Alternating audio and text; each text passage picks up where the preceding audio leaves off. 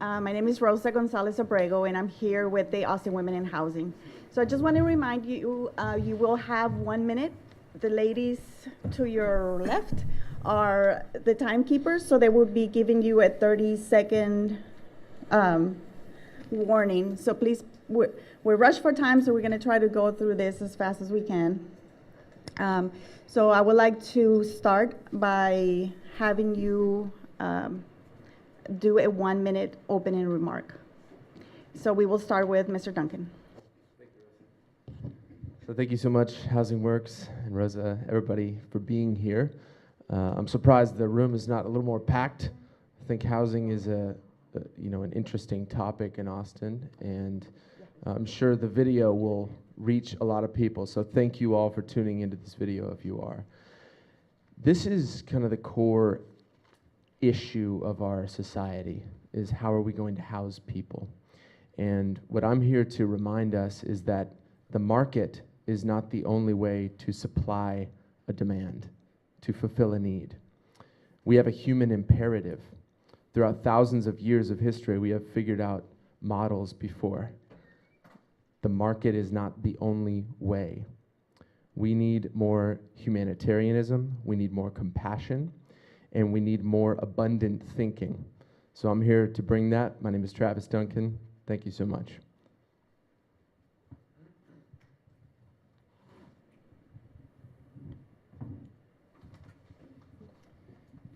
Hey there, I'm Todd Phelps. And I grew up in Austin, Texas. I went to Hill Elementary, Hyde Park High School, University of Texas.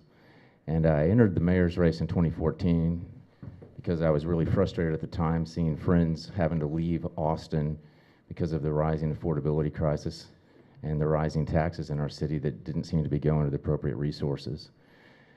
I did fairly well on a limited budget then. Got 4th out of 8, more than 4 other candidates combined, and Mr. Adler asked for my endorsement, which I gave him at that time, but now actually I wish I had not. And I was asked to run this time by a group of concerned native Austinites that think I can steer us in the proper direction out of this crisis that we're in. And I appreciate you having me here.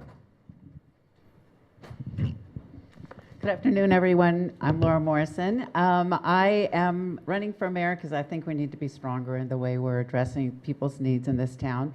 I've been involved with many of you and worked on affordable housing and housing issues for over a decade, from before I was on the council, when I was working with the Austin Neighborhoods Council, participated in the vertical mixed use development of creating that whole concept that has gotten some actual affordable housing units on the ground. As a council member, I worked on bringing more resources to affordable housing, making sure that the home repair program could be covered by the bonds, bringing $10 million to the table when the first bond didn't pass in 2012, and then also working on policies like making sure we close the loophole for CURE. And I've continued that work since I've been off council as a board member of Housing Works and ECHO, Ending Community Homelessness. So I look forward to speaking with you all about some of that work.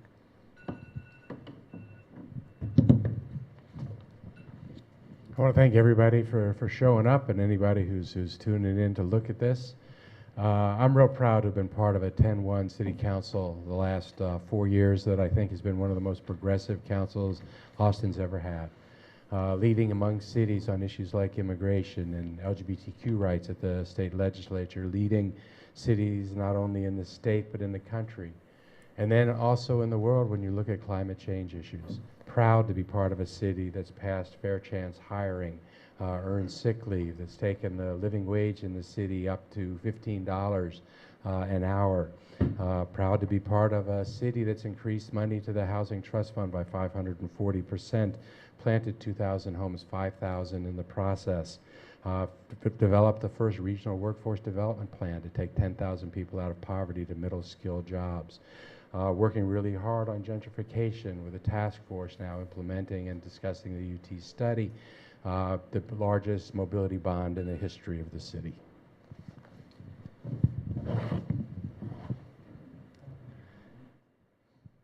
My name is Alex Stranger, and aside from being a front-running mayoral candidate, I am a pedicab driver, an athlete, an author, and I've written 2 rap songs, meaning that I depend on an affordable Austin more than any other candidate sitting at this table. Here's the thing about affordability and addressing these affordability concerns. As Steve has mentioned, the affordable housing units plus economic opportunities are the 2 key components towards affordability. Well, there's a 3rd component that hasn't been addressed, and it's transportation. You know, we need to have a better, more efficient public transportation system so that people are less dependent on cars and automobiles. And, you know, if that becomes the case, then a lot of individuals are going to save $400 to $500 a month not having to make car payments. I think that's it for now in this minute, so there'll be more. Thank you very much. I have randomly picked 2 questions from the 5 that were sent out to you all, so you will have 1 minute to summarize your responses. The first question, Mr. Phelps, and I'm going to have you start us off on this one. How would you encourage large employers and private sector partners in Austin to contribute to the provisions of affordable housing for their workers and their industrial serving, in their industry serving them?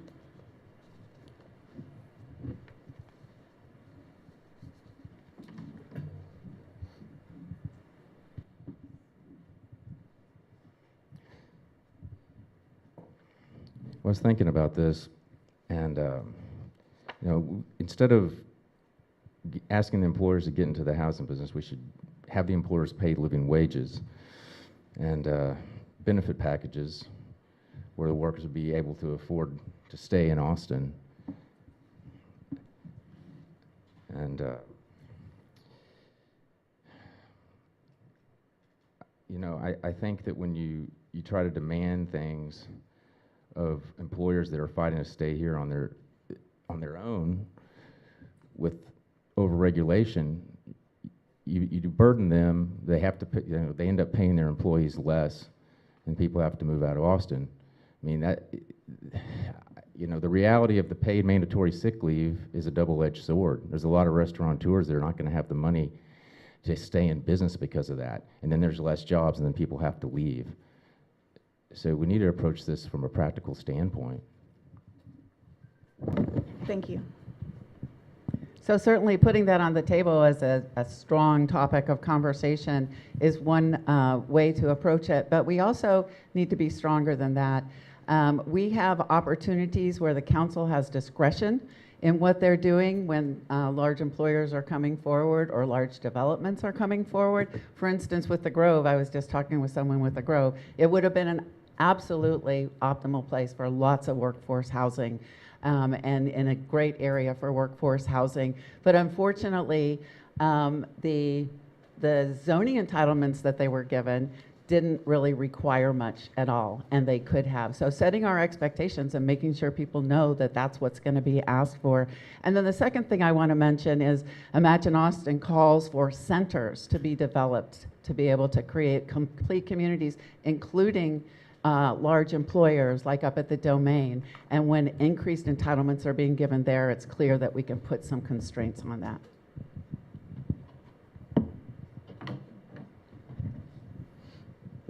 We can ask private employers to help in lots of different ways. When employers are talking about coming to our city, what the council did was we just completely rehauled the incentive program so that it no longer focuses on employers coming in and bringing $150,000 a year jobs, but rather focusing on companies that are coming and help us with our community values, which means focus on workforce training and development and things like affordable housing and spaces for the creatives and the musicians and the artists. When they're here and they're building, it's not giving away entitlements unless they build affordability into their programs, which is what the density bonuses do. And as we did in the Grove when we demanded that there be affordable housing that was part of that. When people are staying here, we passed the first regional workforce development plan, taking 10,000 people from poverty into middle skill jobs. Part of that is built around internships and apprenticeships with those employers. And so there's a lot we need to be doing in the city, both to help with housing as well as to help people pay for housing.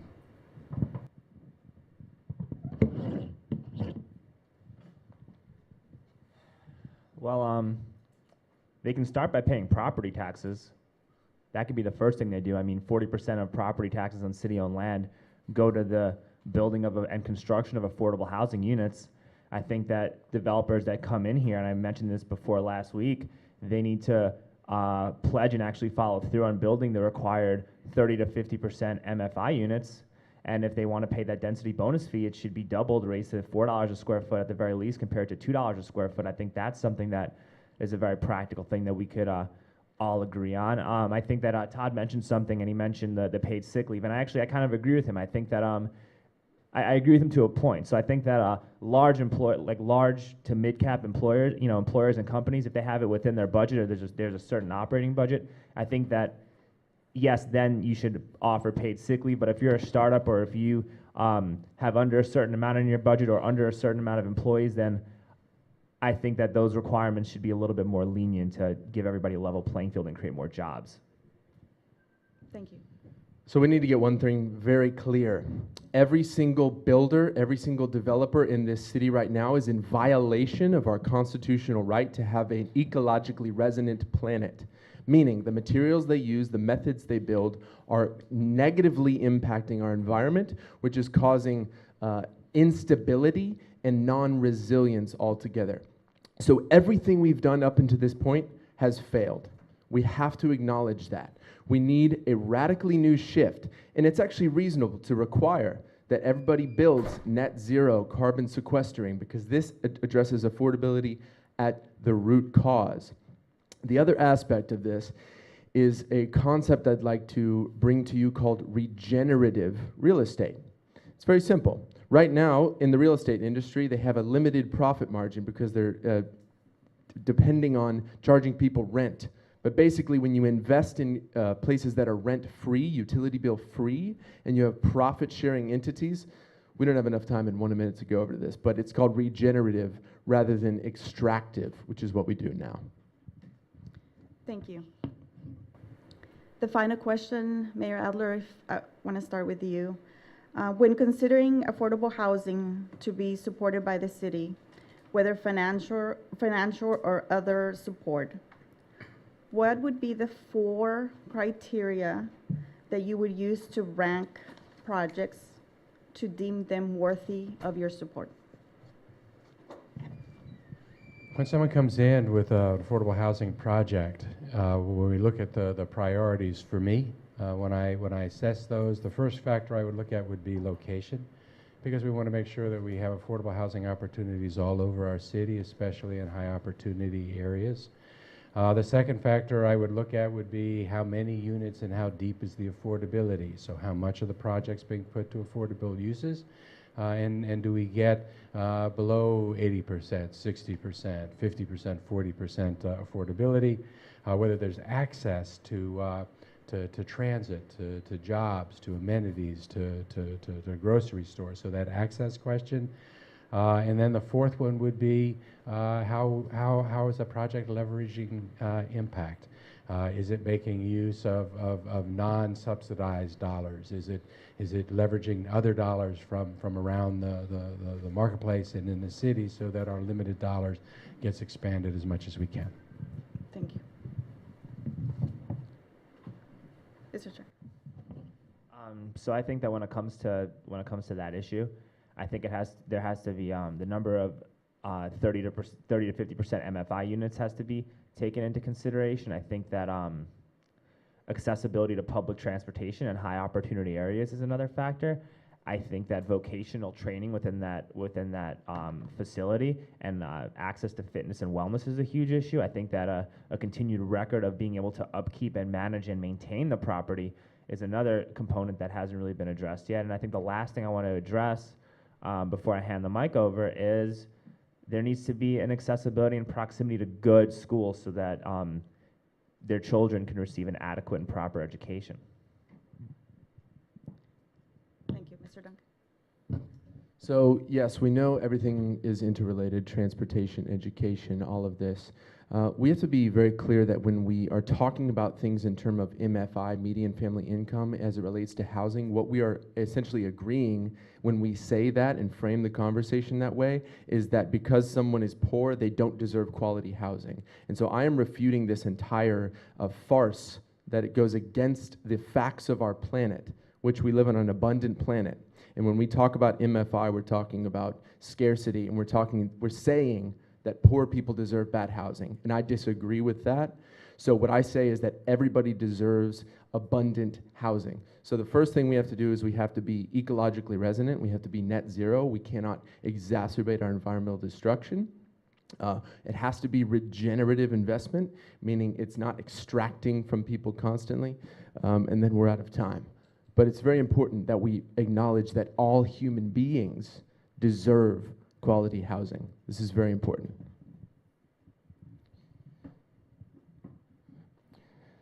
So, and to answer your question, criteria would be proximity to transit corridors, rail lines, the current metro rail line, other mobility alternatives. Second one would be varied age and family-friendly floor plans and amenities that include daycare, markets, green spaces, and projects that add diversity of housing units to the neighborhoods, and infill multifamily development projects that utilize smaller lots that can bring out 4 and 10 unit complexes. And we look at mixed-use developments to create employment and housing opportunities. Thank you. So the first criteria I would look at is the actual cost of the housing that's going to be provided, the rents and purchase prices if they are. And I would like to mention that as part of that, I believe we really need to start looking at more area-specific median family income criteria, given that we have some of our districts, for instance, where the median family income is half of what it is for the actual city as a whole. So if we're putting 80% MFI in those areas, we're providing housing that's too expensive for the person that lives there. So secondly, I would look at the number of units and the length of affordability period. So it's sort of a matter of like how many affordability years total that we're getting out of those. Certainly access to schools, transit, and amenities. And then lastly, I would certainly prioritize family-friendly units, and it's not just the floor plan, it's the whole layout and amenities that are provided and designed. Thank you very much for your responses. We are going to open up the podium for audience questions. If you have questions, if you can line up behind me so you can use the microphone. Candidates will have 1 minute to answer the question. If it's a question directed to one of the candidates, the other candidates have the opportunity to respond as well. If we can bring the microphone, that would go.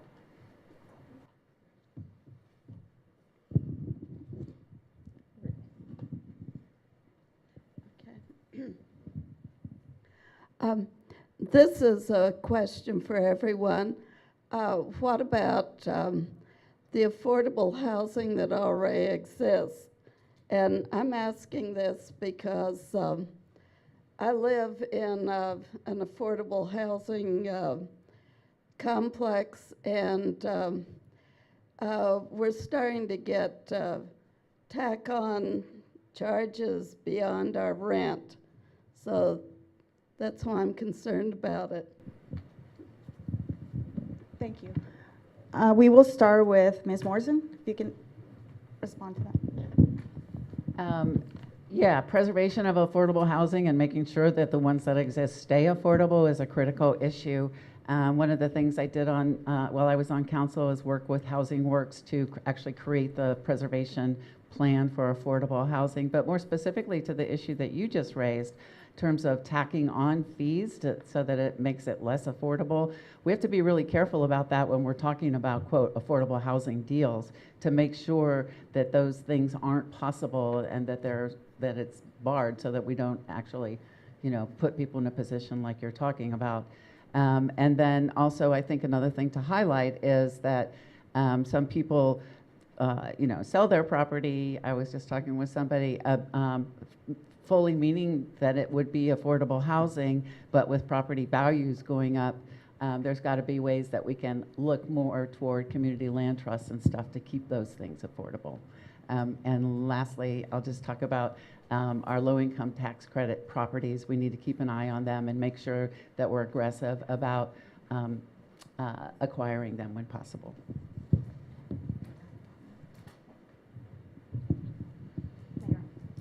So some of the most affordable housing stock we have in this city is the housing that was built some time ago.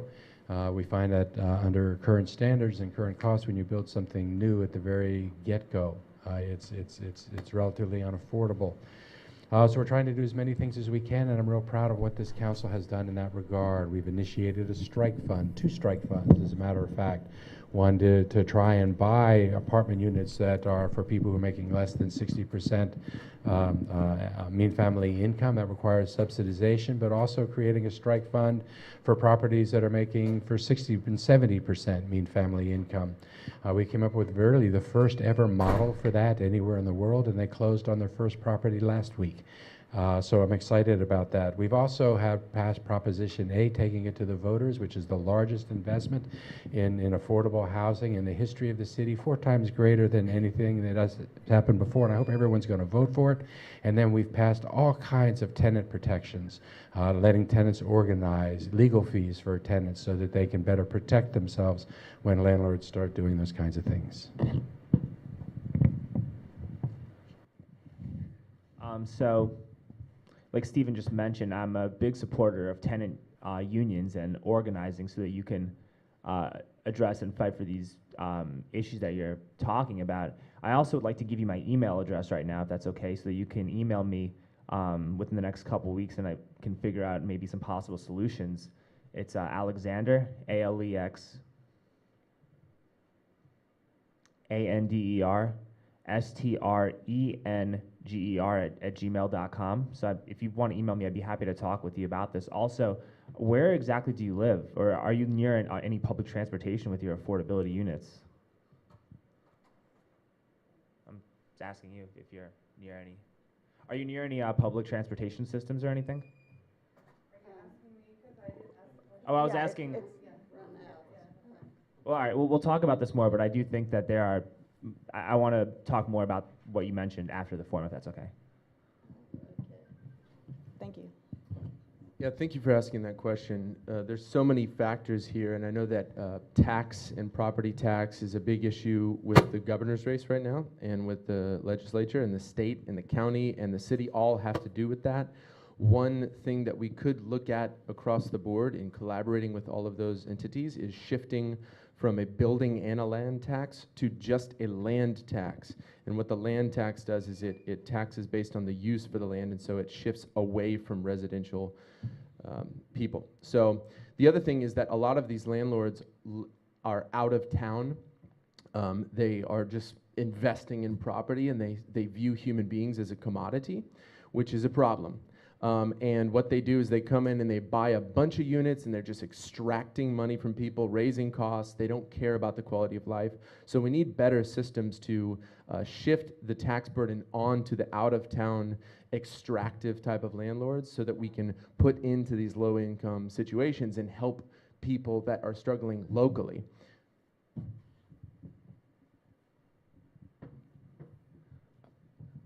What type of tack-on fees were those specifically? I think that one of the answers would be to identify those and eliminate them.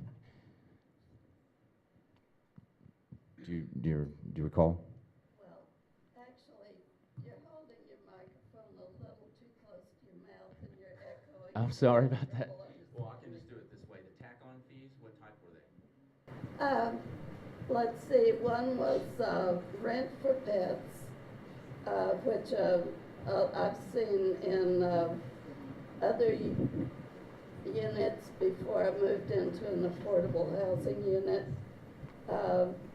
And a new one that they've listed, I haven't looked it up, but that supposedly there's a law that allows it. It's about shared utilities, but we pay all of our utilities individually. So, I mean, how could the trash service and the lights in the hallways and how could that be $60 or $70 a month per unit to pay for that? Steve? Oh. So eventually, you know, like next week, I'll look up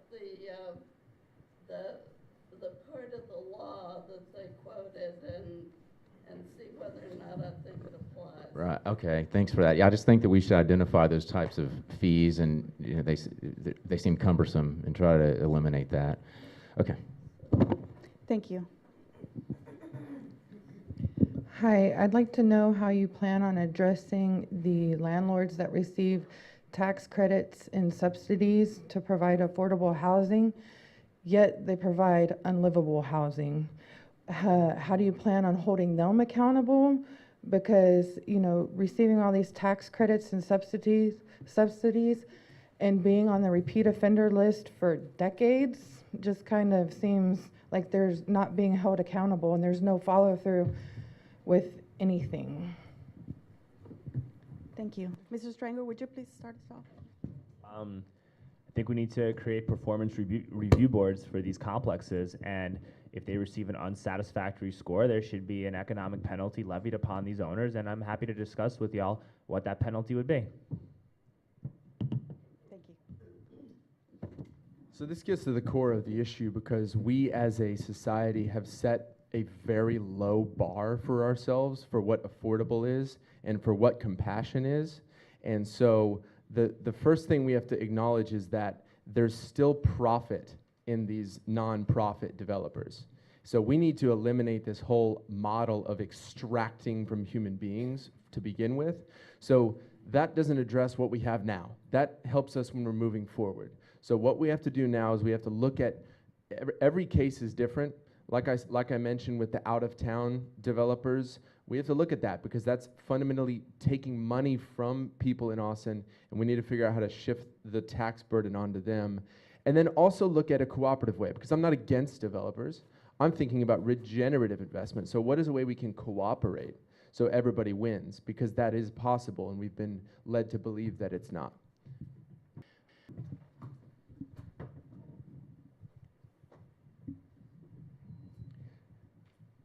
We might need to talk with some of the owners about ways that to incentivize them correctly at this point to revitalize those buildings, to make them livable and update them. And if that means really giving them some strong incentives to do it, and while gently forcing them to do it at the same time, I think that's an answer. And you know, I think that when it comes, the city's sitting on $50 million worth of affordable housing land that's not developed yet. And I really think that we're in this crisis right now. It's an extreme crisis. We probably need to give these developers extreme opportunities when it comes to tax breaks for those affordable housing units to really tackle this head on quickly on a varied level of MFIs and 3 bedrooms for families and things like that.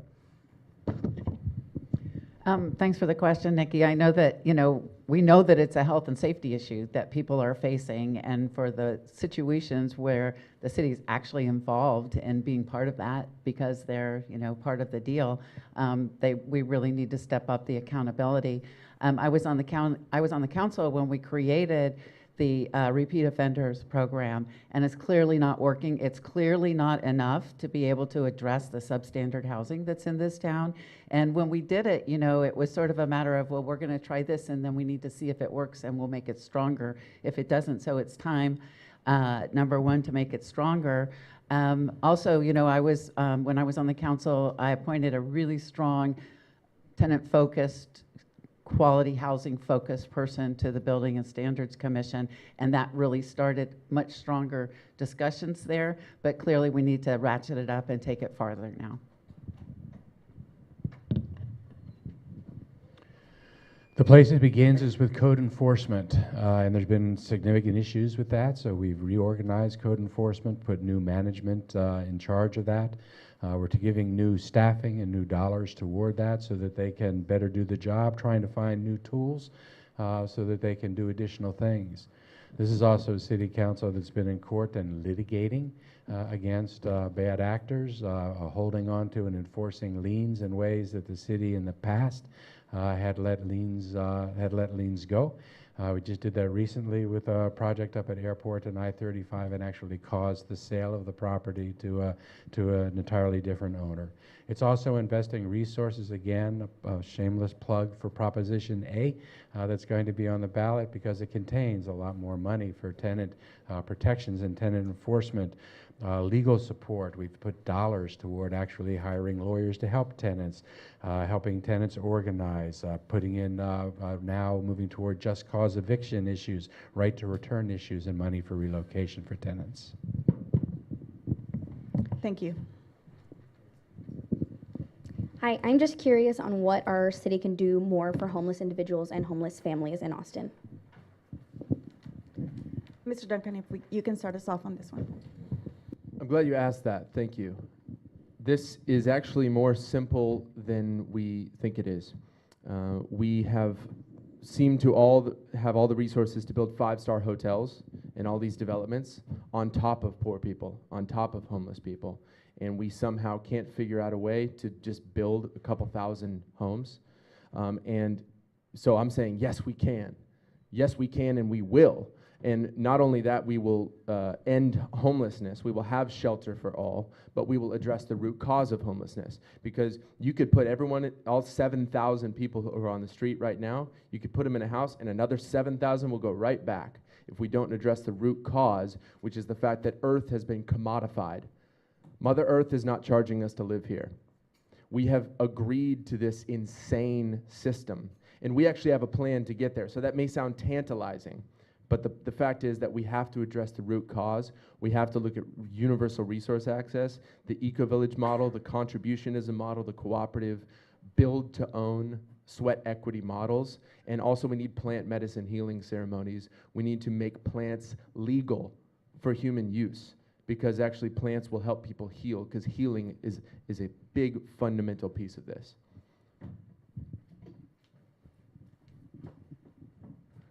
Well, I think there's two components to it.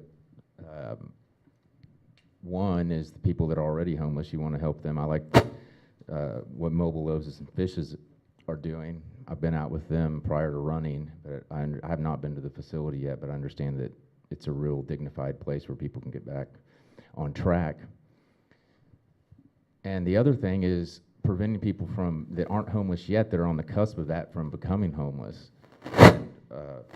People that are experiencing difficulties paying rent, we would want to figure out ways to give them grace periods that's coupled with personal finance training that's free, personal management training in a dignified manner, to extend their opportunity to stay in their homes so the families aren't pushed out as well. So clearly it's all hands on deck. We need to take all the approaches that we can, but what I really like to be able to focus on is getting real action on the ground to make a difference. And I can mention 2 programs that I've been working with since I've been off the council as a member of the board of directors of ECHO, Ending Community Homelessness, that are going to show some real results.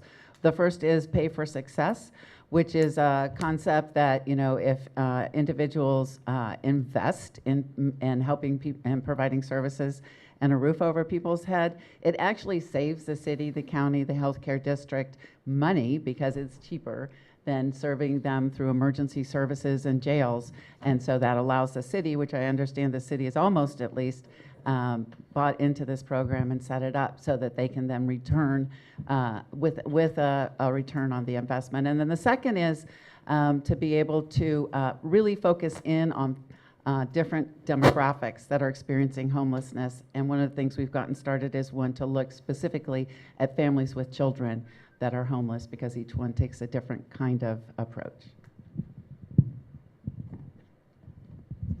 Homelessness is a big issue in this city, as it is in cities all over the country. The council just went through a strategic planning process where we actually had to choose between priorities, which is always a hard thing to get government to do. But the #1 priority this council set in this city was dealing with the homelessness situation. We have 2,300 people on any given night that are on our streets, 7,000 over the course of the year. It's a group of the size that we can do something with. I was instrumental in coming up with the model that got us to net effective zero with veterans homelessness, housing over 650 veterans in the community. Now taking that model and bringing it to children and to the chronically homeless in the city. But a lot of it is about dollars because you have to find permanent supportive housing. So how do you create those dedicated income streams? We've come up with a plan now, proposed it so that tourists pay for permanent supportive housing. We're taking the Waller Creek TIF that's created for that linear park and taking some of that money, hopefully, and putting it toward homelessness in our community. And in our recent budget, the council put millions of more dollars toward this to deal with homelessness all across the city. So this is a very multifaceted question. I'm going to do my best to answer within the minute of time allotted to me. I think I mentioned this last week. I'll mention it again. I think debt forgiveness to the utility companies is a big thing. I think a lot of these people owe money to the utilities and they can't get a home or can't rent anywhere because they already owe to the utilities. So I think we need to do that. I think a lot of these people are addicted to drugs and we need treatment. We need more treatment centers that can actually enable these individuals to detox and get clean so that they can work towards being productive members of society. And the last thing I think we need is we need more transitional housing units here in Austin that actually offer proper vocational training for these people so that they can earn a medium to somewhat high-paying jobs or be qualified to by the time they leave these programs. I mean, I hate having to say this. I work downtown as a pedicab driver, and a lot of these homeless guys are probably make more money begging on 6th Street than they would working at Whataburger. So we need to actually give these people vocational training to get higher paying jobs so they aren't homeless anymore. So that's pretty much it. Thank you very much.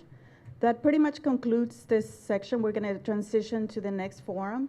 So I appreciate the audience questions and the responses from the candidates. Thank you for taking time today.